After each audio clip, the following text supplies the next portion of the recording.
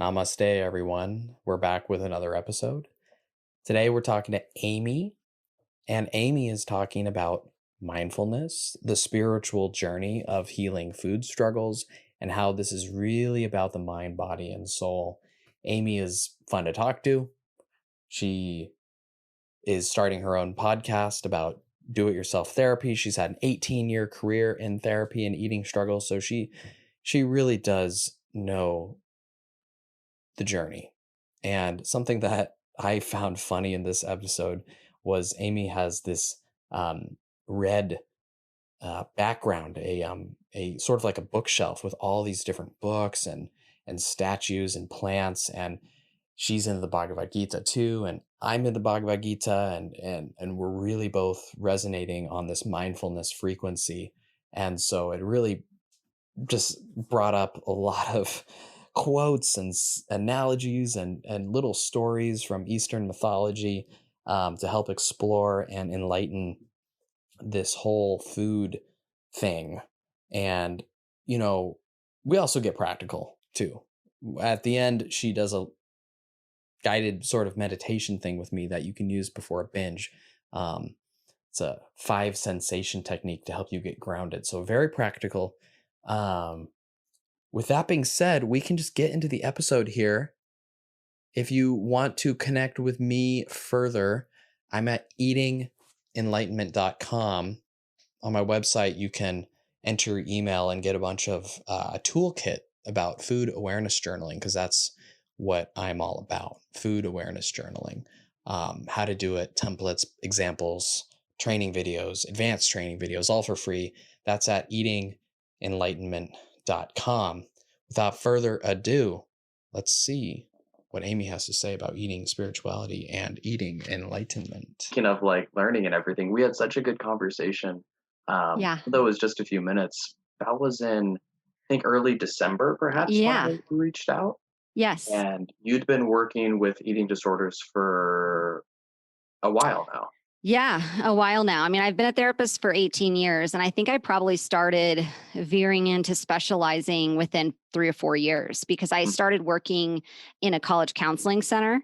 And there's a lot of college students who would be coming in talking about body image issues and dieting and restriction and binging. And so I had to kind of develop a specialty because that was the predominant problem most people were presenting with. So it was really early on in my career that I started moving into that track. And I know your podcast is going to be Do It Yourself podcast or the Yes, Do It do it. Yourself. DIY therapy. Yeah, DIY therapy podcast. And yeah, the goal of the podcast is just to have it's myself and my business partner, who's a therapist and a dietitian, specializing also in food and body work, but really mind, body, and soul work. And we see that food stuff is just such a reflection of soul stuff. And we are recording our conversations talking about ways that you can sort of take something that therapists work with all the time with clients and then apply that to yourself in your own time. I love it. I was going to ask about if you had any specific focus, but I was going to tailor the question because I didn't think you like the soul, like Yeah. that's awesome. Yeah. It's not specifically, DBT, or it's not specifically No. ACT, but it's this culmination of all the wisdom and journeys and patients you've helped. And Yeah, it's just a mind, body, soul conversation. This is, if you can't involve the body and the soul in the work that you're doing, if it's all about, breaking down your thoughts or choosing opposite action or whatever it is, it's not comprehensive enough, especially with eating problems. It's just not comprehensive enough. We need to go deeper. We need to have a deeper conversation about what we're afraid will happen if we're letting ourselves flow, because mm, so few people, we're conditioned by the culture that we live in to try to control everything that we're eating and everything that we're doing with our bodies, and wrapping ourselves up in this managed, controlled form. Or if you don't do that, then you've just let yourself go, and mm. you're over there in chaos, and you're, maybe having an opposite extreme reaction. And I don't think people know or have enough support from us, the guides, the coaches, to teach people how to flow, in the middle of the current of life, because life is just happening moment by moment by moment. And then it's passing away. And then another one is born. And we have to arrive inside of the flow, not hold on to the banks, of the side of rigidity or of the side of chaos where, our culture has kind of conditioned us to do that. Yeah. And then specifically with food, we got diets, etc. Mm-hmm. I think on a superficial level, sort of, we have diets. I think like sometimes we try to restrict and control our emotions, try to restrict and prevent ourselves from feeling different things. And I feel like there's Exactly. so many different layers to the journey to the soul. You know, how I imagine it's sort of like an onion, right? Where you peel off Mm-hmm. one layer and you go a little bit there, a little Mm-hmm. bit deeper, a little bit Mm-hmm. deeper. When you first start working with someone having this mind, body, soul Mm-hmm. conversation, where and flow, where do Mm-hmm. you kind of start off? Do you start off with where they're restricting, or where there's chaos? Well, it totally depends on the Yeah. person, because the first thing I'm trying to do is witness a human being. It doesn't really matter what their problem is, or the mechanics of how the problem is working. I just need to like witness a human being. And that's where I'm right away looking for the soul. Mm, I'm right away trying to connect self to self, right? Like the self in me will draw for the self in mm, someone else. So I'm working on being present and grounded and open and honest and available for intimacy. mm, And so from there, then, we may go into a variety of different places. We may move into, if their major problem is restriction, we may move into that kind of dialogue. But, as you talk about peeling the onion back, I like to break down this idea of what is food. Food is energy. What is energy? Energy mm, is life. So, like much to what you were saying about emotions, when you are restricting the flow of food into your form, mm. you're restricting the flow of energy into your being. And there are many reasons, and even very legitimate reasons to want to do that. Because I don't know if you've noticed, but it's really a hard life. It's a really hard life. And so, of course, we're going to want to do something to grip onto something to get traction with, because life is so unpredictable. The essence of life is change. And it's I really know. hard for us to accept that. And so, when we're restricting food, we're really restricting energy into our lives. Mm, And so, often, a restrictive person is usually a very sensitive person, a person who feels a lot, a mm. person who's very empathic, very emotionally in tune with their environment. And they're looking for a way to sort of stint that because it's overwhelming. Yeah. And we Yeah, don't particularly value it as a culture either. the We have this sort sensitivity. of rugged individualism culture, and you got to be tough and resilient. And who says that people who are, emotionally sensitive can't be also very resilient? It's just that we have to feel it first. Mm. I feel that so much too. And our culture, we have this rugged individualism and this crazy organization, that is prized in productivity and to-do lists and Mm-hmm. goals. I feel like Yes. the sensitive individual is confronted with Buddha's noble truth, right? Life is Mm-hmm. suffering. Mm-hmm. And in this particular culture, oftentimes we're taught to do it alone. We are trying to organize all this information into like some sort of form. And I feel like that's sort of what's going on here. All the stimuli and Yeah. organizing it all. And whether that's calories or exercising or diets Mm-hmm. or I mean, these are just the obvious forms of restriction, but Right. even the we'll flip into the opposite side, the chaos, right? Because sometimes I guess control doesn't work. Mhm. It can't, because it is in and of itself an illusion, because you can't control that which is flowing, you know? So it's an illusion that some Mm, people are really capable for a brief period of time or even a long period of time of holding on to something that they can control. But inevitably, the body, which is in flow, is going to take that out of you, and it's going to push you back over to that edge of chaos, that that bank of chaos, which is where people often will go right back and forth is, they'll be on the side of rigidity. I'm being good and I'm on my diet and everything is okay. And then whoops, now I'm over here and I'm binging and I'm out of control.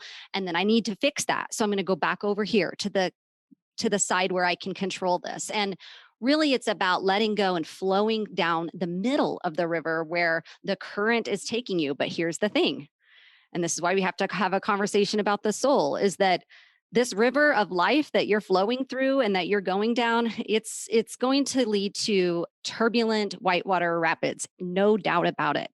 If it's not around the next bend, it'll be around the bend after that. And we have to be able to have a conversation with people where we say, yep, that's true.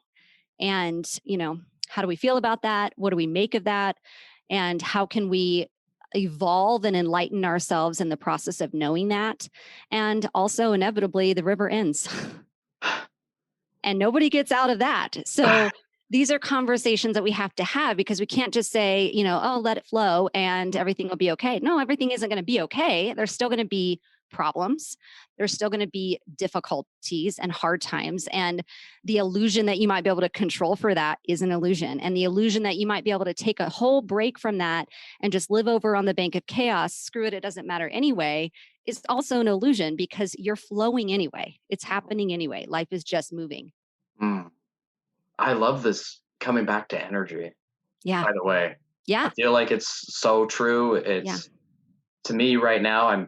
It's undeniable the way I'm feeling right now. The way, and we're flowing and yeah. I And think so people are often our afraid of letting clients, go of control, because there's that whole like, if I don't manage my weight, then I gain weight, or if I if I let go, then bad things happen. But yeah, having that conversation around navigating those white water rapids, I think is the next step.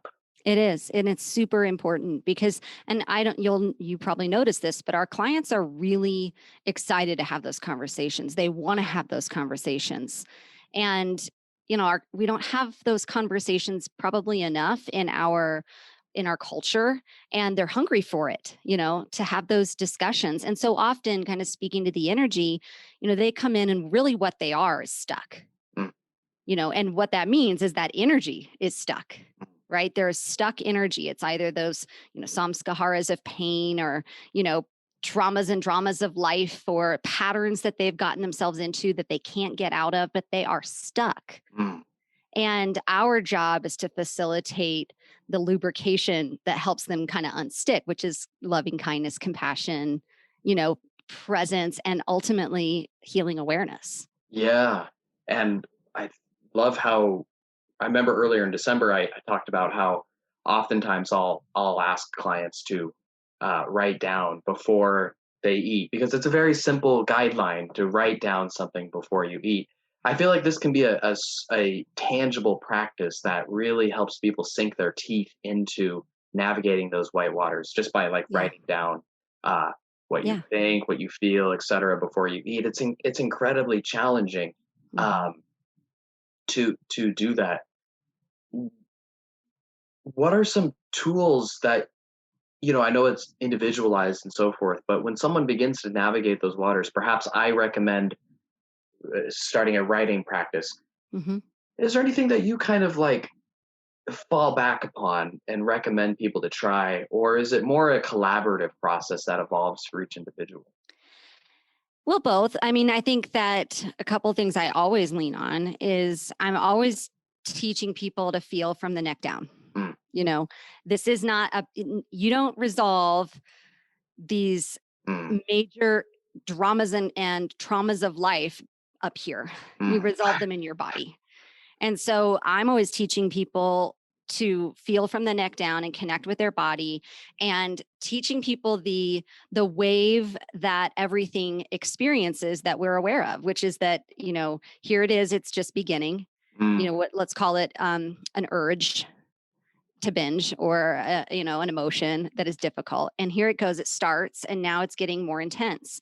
And can you just witness that? Can you just be with it? Can you just observe that and watch how it goes up and it peaks And then can you just observe how it comes down and then how that passes away? And that's how everything goes. Everything arises and peaks and then passes away.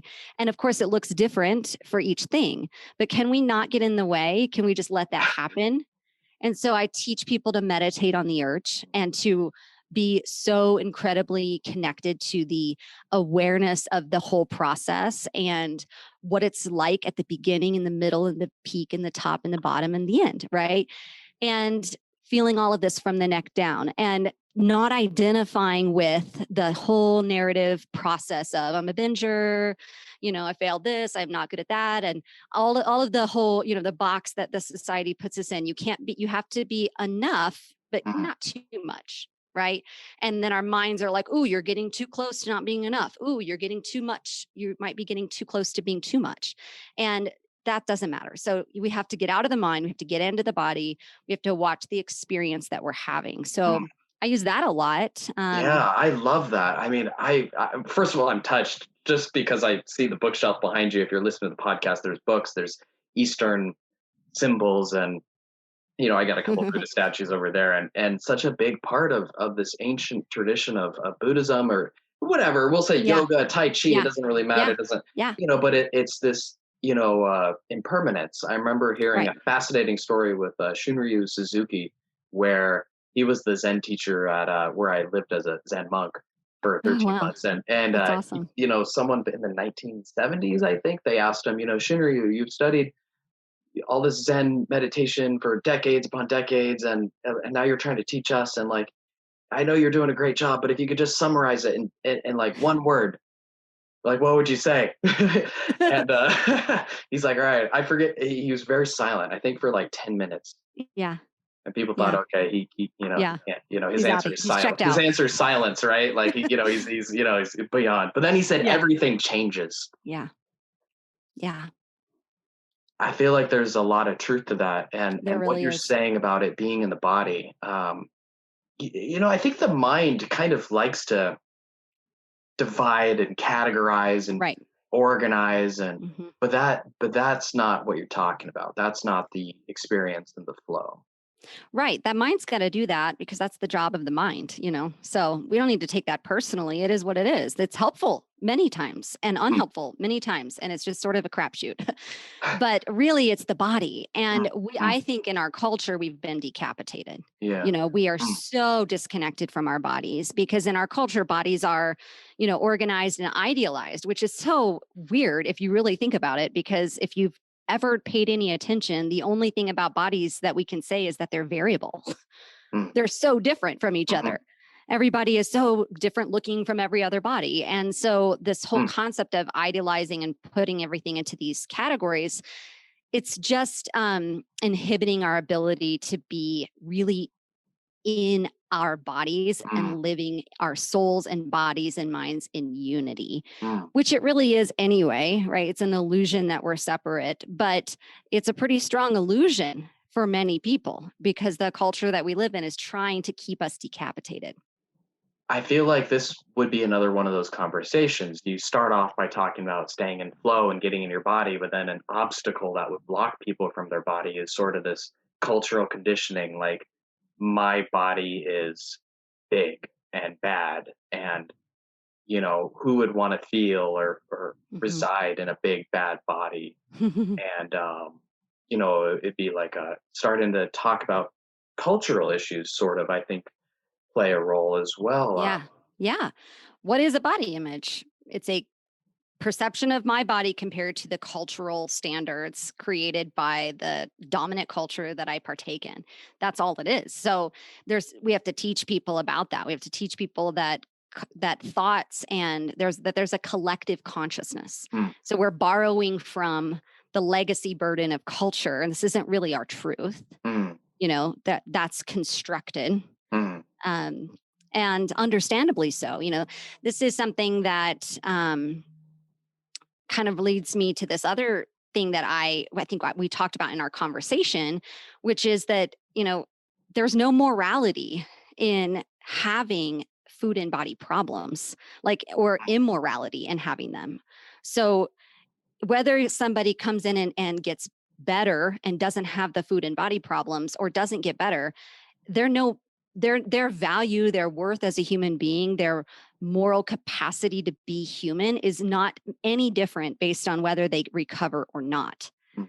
And that has to be really important because the culture that we live in is so dominant in trying to get people to feel bad about their bodies that the last thing we want to do as healers is to add to that by sort of putting the carrot at the end of the stick of recovery as once you're recovered, then you are a whole person. They're already a whole person.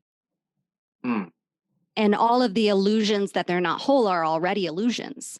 So if going back to the binge and the mechanics of helping someone binge or stop binging or heal from binging, one of the things that I often just do is just say, binge if you want to binge. Mm. Go ahead, just binge. Mm. And I take all of the heat and the power and the intensity out of trying to stop binging, because once we tell ourselves we shouldn't do something, what are we likely to do? Do it. Do it again, you know? Think about it, ruminate it, try to prevent it, and then do it. Yeah. So this is a little different, you know, maybe even somewhat counter to, you know, studying it and meditating on the urge and writing out your thoughts and feelings, but it works too. And oftentimes it works for certain people really well, especially people who, you know, have that rebellious part that don't like to be told what to do, and they don't want to necessarily, you know, work on getting super mindful and super present in the moment of a binge. Then great. Another way to work on it is to say, binge if you want to binge. It's fine. It doesn't really matter. Mm. And it doesn't really matter. It doesn't. You know, yeah, it may have some, you know, things that are consequential. Everything does. So it doesn't actually really matter whether you do or you don't. It's okay if you want to not do that, but it's okay to also accept yourself for binging. Yeah, yes, 100%, yes. Oftentimes this binge is you know, perhaps it's because the commonality in Eastern mythology or whatever, but I'm on the mythology trend today. Yeah, But I'm it's good. imagining I don't know much about the Bible, but I remember this story. I think it was with, you know, the mark of the beast, right? There was like and I feel like sometimes because people binge secretly, you know, this is not like they're walking around in public with this mark on their forehead, but I feel like the result is the same, where there's walking around with this mark of the beast. Like, I have a binge eating problem, and like I'm a inferior, or I'm a beast, or, you know, there's something subhuman about it. And and sort of flipping the script. Acceptance is such a cliche word. It's used so often. And because it's good. but you're not a subhuman if you binge. Right. You know, that's just the facts. Yeah, that's just the facts. And once you resolve this problem, and most people do, you know, most people will move out of it and they'll resolve that problem, if you will, then guess what? You'll have another one. It'll just be a different one. Because everybody has problems. If you have a life, you've got problems. You know, there's always something that a human being is finding that is moving them out of acceptance and getting them attached to craving or aversion. You know, it's just the human experience to be working through that. It's going to take a whole lifetime.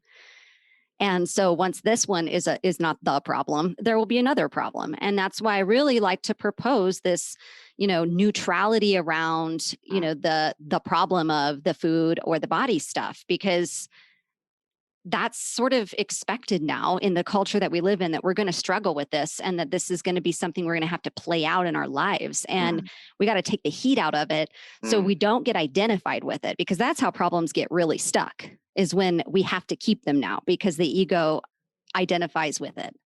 Right. I remembered another story that I'm reminded of, where there was like two darts or whatever. You know, you have the first dart of pain, and the food struggle. In this case, you got like a little jab of pain, because everyone struggles with food. And then the second dart. So I think the first one was like inevitable. It was part of life, as you're saying. We all struggle. But then the second pain was that we inflict upon ourselves because we struggle with food.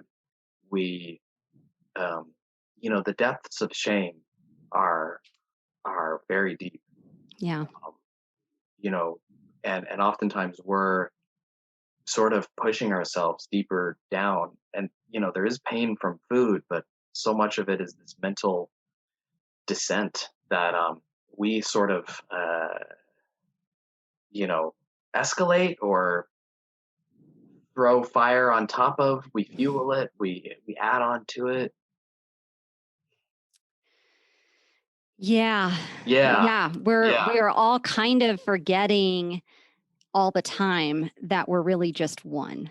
That we're all really just Mm, one. mm. And this illusion again of separateness, makes us feel a lot of shame because, oh my gosh, like if everybody Yeah, knew, yeah, that yeah. I was like this when I was Uh-huh, at my uh-huh, house. uh-huh.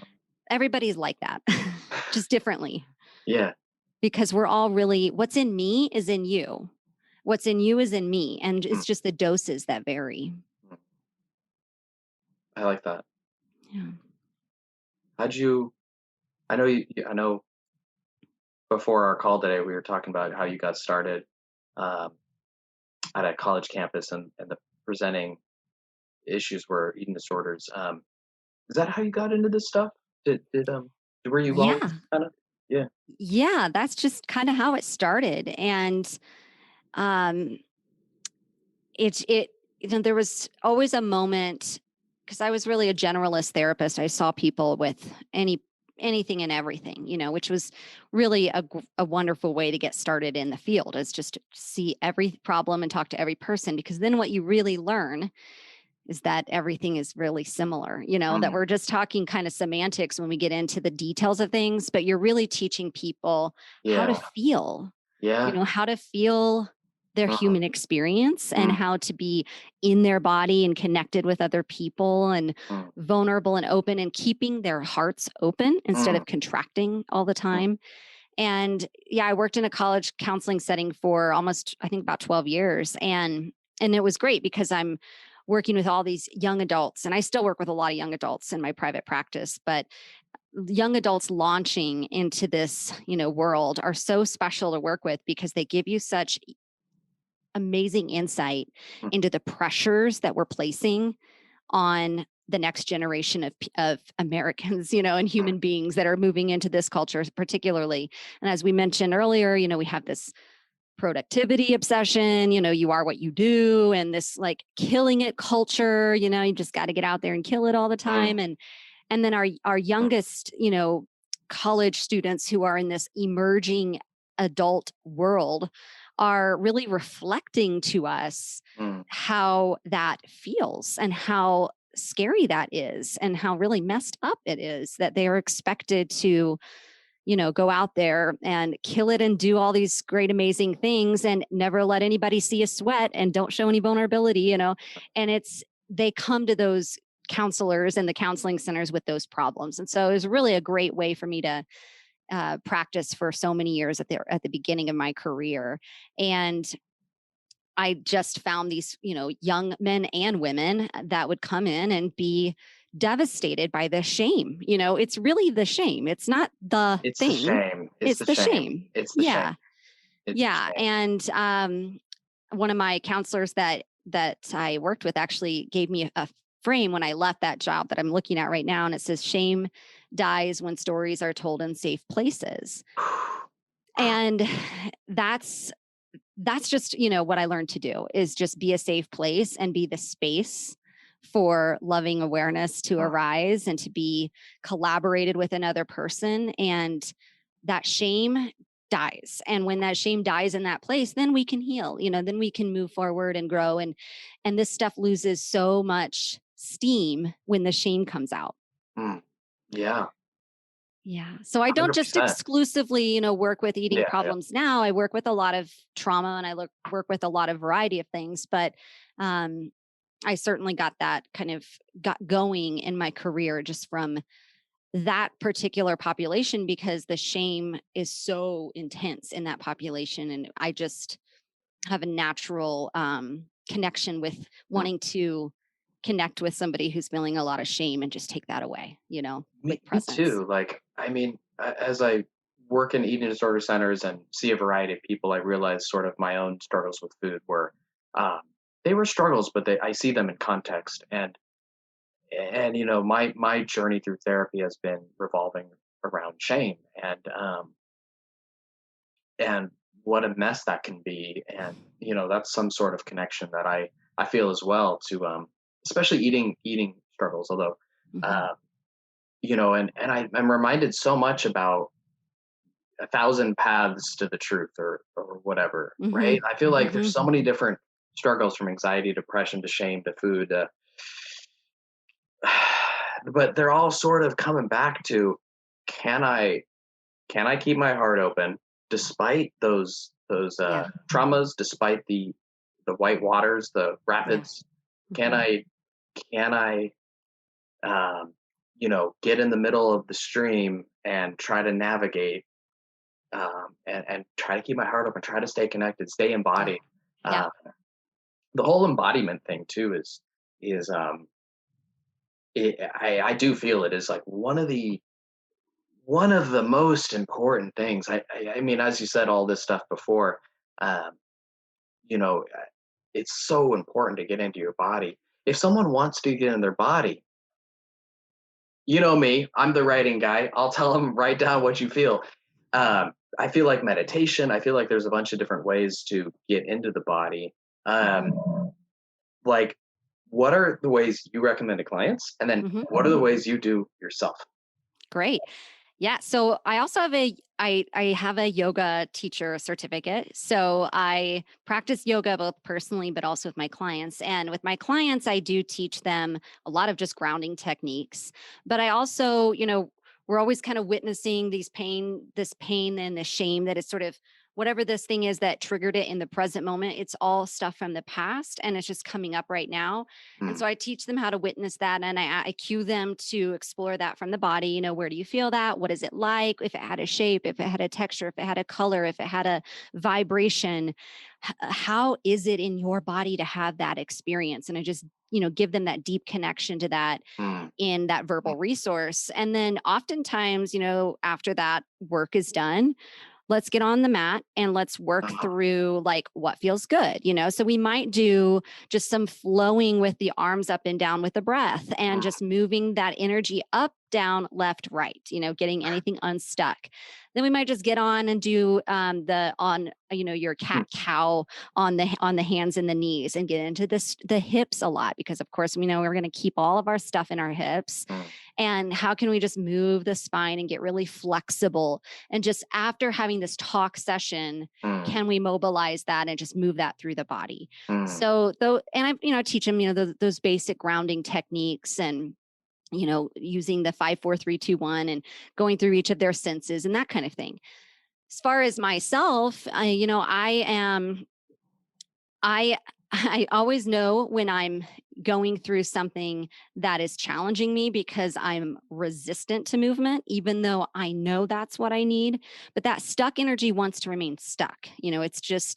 It's gotten into a habit of sticking. And so it just kind of binds itself up and it wants to remain that way. And it's really hard to show up and get it flowing again. yeah. But I personally love hiking and I hike with a lot of my clients, especially now that the pandemic has happened, and that's a better way to serve people. And Mm, I take myself on a lot of hikes. mm. I do a lot of yoga on my own. And then I like to go skiing and snowboard. And my husband goes snowboarding, but I don't snowboard, but I like to go skiing. And Skiing is better. yeah, I'm a ski. My One of my good friends was a his dad taught us to ski without poles. You can't do it with poles. No, I'm just kidding. yeah. But I have three boys and none of them really use poles when they ski. I guess it's a better way to learn, but I'm committed to the poles. I'm attached to them now. how old are your boys? 14, 11, and 8. Okay, so this is a good age for them to use no poles. They're still Yes. getting it. Yeah. Yeah, Now I use exactly. poles, but it's only because I had a childhood of growing up by Tahoe and not using poles. Oh, But nice. That's a great speaking area to of grow up. yeah, right. Mhm. Placerville area, yeah. Just a short drive away.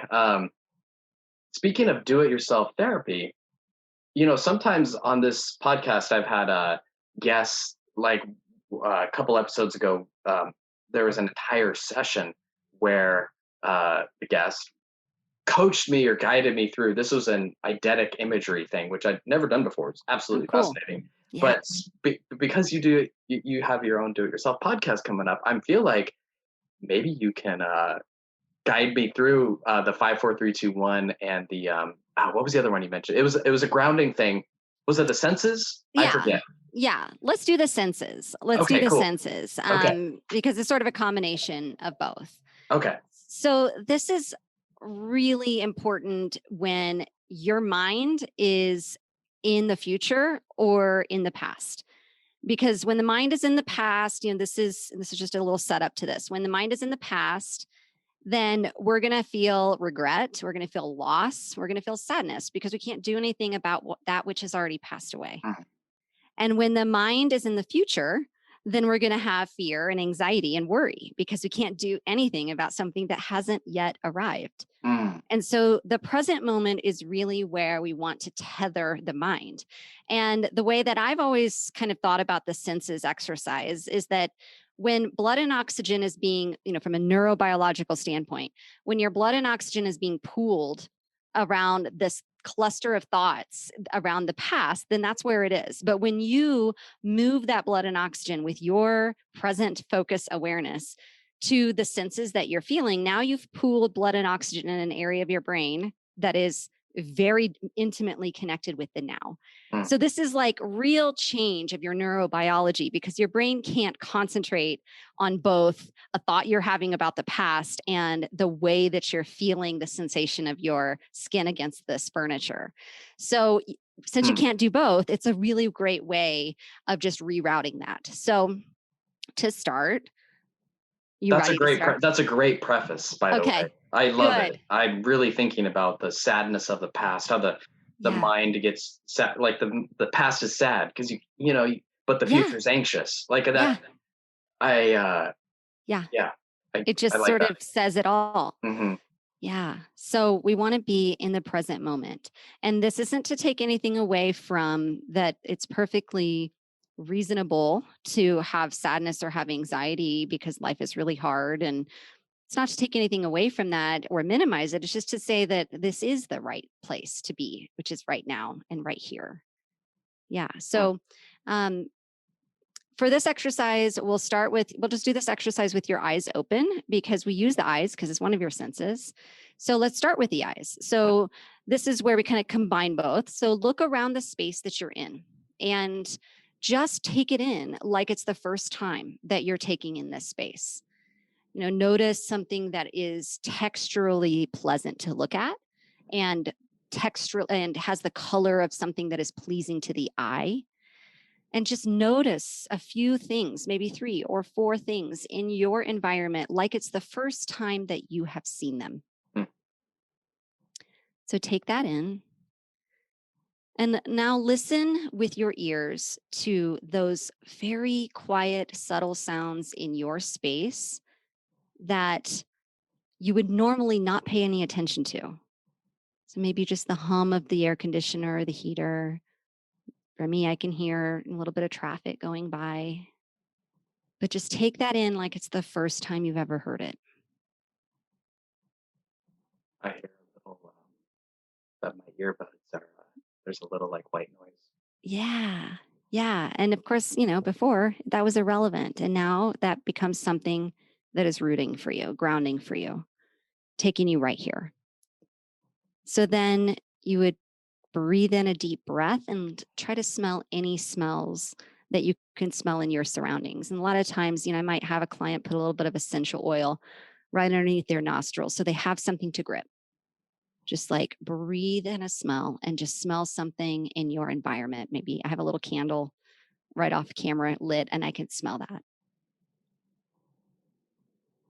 And then again, I may have a client, chew a mint or something so they have something to grip onto, but lick your lips, run your tongue across your teeth and just notice if you can pick up any sense of the flavor of the lunch that you had or the piece of gum that you just threw away, and just notice, like for the first time today, what you taste. And then now it's a good time to just close the eyes so that you can create a much richer sensory experience. So now we're going to get in touch with that sense of what it feels like to be in this body connected with this piece of furniture. So be in that space between perhaps the back of your back and the chair. Be in that space where maybe your hand is resting against your leg. Notice what it feels like when your feet are touching the ground. Sometimes people like to just hold their hands together and just move their hands around and just feel what it feels like to have hands. But we're just being with that experience in a way that is brand new, like we've never been with this experience before. And in doing this, we're really creating an anchor to this present moment because always our five senses are in the present moment. So we can repeat this. We can go back to the eyes, and then we can go to the ears, and then we can go to the nose, then we can go to the mouth. We can go back to the way that this body feels connected to this furniture. We can cycle through this as long as we need to anchor to right now.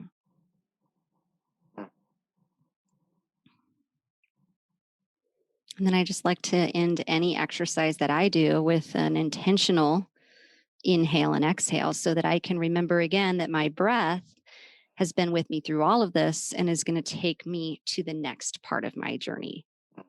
So a nice inhale through the nose and then an open mouth H-ah exhale.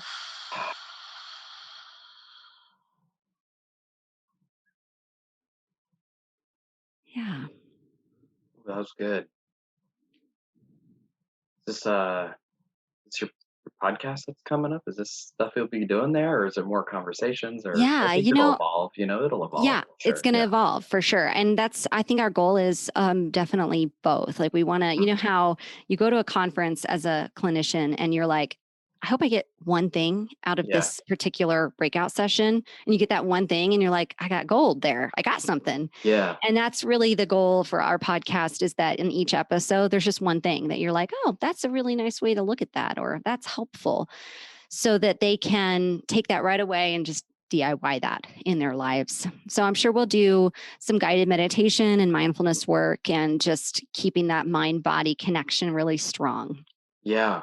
I'm inspired right away too, because some people that I work with, I know, um, they can they're really excited about journaling before they eat, but journaling before a binge is tough. It can be very challenging.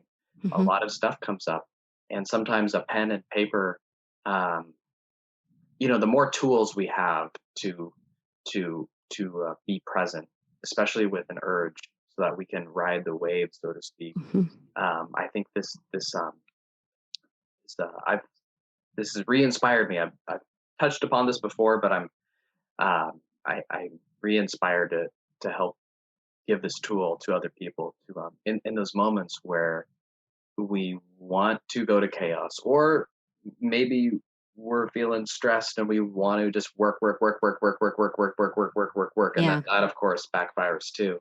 Mhm. Um, Anyways, so thank Yeah. you so much.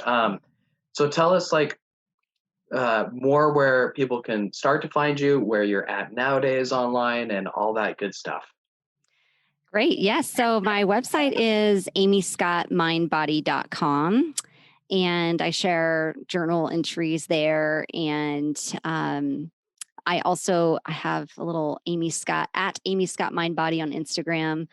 And this podcast, DIY Therapy, should be up on wherever you get your podcasts within, definitely within the next week. We'll have our first 4 episodes up, where they're all in the shoot right now. So look forward to checking that out on And the it is podcast the store. 20th January Yes. 20th, Yes. January 20th, 2021. 21. 21. So Don't mess that part up. a few more days. Yeah, right. Yeah, a few more days they'll be up, and probably if you're listening to this episode, Yeah. they'll be up because it'll Yeah. take. I'll probably post this in a week. Yeah, that'd be great. That'd Yeah. be great. We'd love for you to check that out. Awesome. Thanks for coming on today. I Yeah, appreciate thanks it for a lot. having me. This was a great, fun conversation. We got into a lot. Yeah, no, I feel it. I'm taking away like the analogies of the sadness and of the past and the anxiety of the future.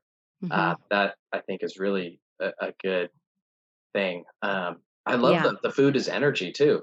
Yeah. Like that perspective. I feel it.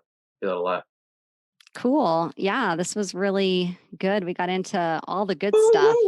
Yeah. All right, stay tuned, y'all. We'll be back with another podcast soon. Thanks for listening, and be sure to leave a comment or anything like that if you have any questions. Thanks so much.